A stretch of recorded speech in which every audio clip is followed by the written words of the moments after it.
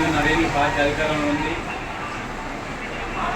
ఇప్పుడు 4 నెలలు అధికారం పోయేసరికి ఏదో మునిగిపోతుందని 4 పార్టీలు మారి అది చేయడం జరుగుతుంది. దాన్ని అందరం దృష్టిలో పెట్టుకొని పార్టీ మారినంత మాత్రాన వాళ్ళ గుర్తేది ఏముంటుంది, ఏం లేదు.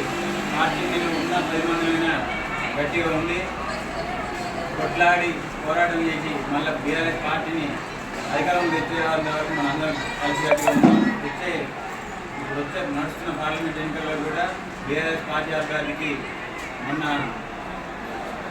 అసెంబ్లీ ఎన్నికల కన్నా ఎక్కువ ఓట్లు వచ్చే విధంగా మనందరం కలిసి గట్టిగా పనిచేస్తాం. పైసలే పనిచేస్తామని మనం ఏ రోజు అనుకోవద్దు. పైసలు పనిచేస్తాం అనుకుంటే మనం మనదానికన్నా మనకన్నా ఇచ్చినవి ఎక్కువ లేవు. కాబట్టి వ్యక్తులను బట్టి ఓట్లు రాజకీయాలు పరిణామాలు మారుతూ ఉంటాయి. మార్పు కావాలని కొట్లాడిన అని అనుకున్న జనమే ఈరోజు నిన్న 4 నెలలు కాలేదు అప్పుడే కరెంటు పోయింది, ఒరింటి పోయింది, నీళ్ళు పోరాట్లేవు అని చెప్పి గవర్నమెంట్ ఏదో తిరుగుబాటు చేయడం జరుగుతూ ఉంది. కాబట్టి ఆ వ్యతిరేకతను మనకు సానుకూలంగా మార్చుకొని గవర్నమెంట్ యాంటీ ఓట్లన్నీ మన పార్టీకి పదే విధంగా మన అభ్యర్థి క్యామ మల్లేష్ గెలిచే విధంగా ప్రతి ఒక్కరూ కృషి చేయాలి. పార్టీలు మారే వాళ్ళ గురించి పెద్దగా ఆలోచన చేయొద్దు.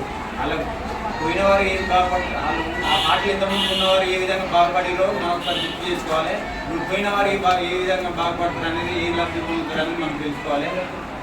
కాబట్టి ఇది ఒకటి చిన్న ఆలోచన మనం చేసుకొని కొంచెం అందరం ఆత్మస్థైర్యాన్ని నింపుకొని పార్టీ కోసం కష్టపడాలని కోరుకుంటూ నేర్చుకున్నాం.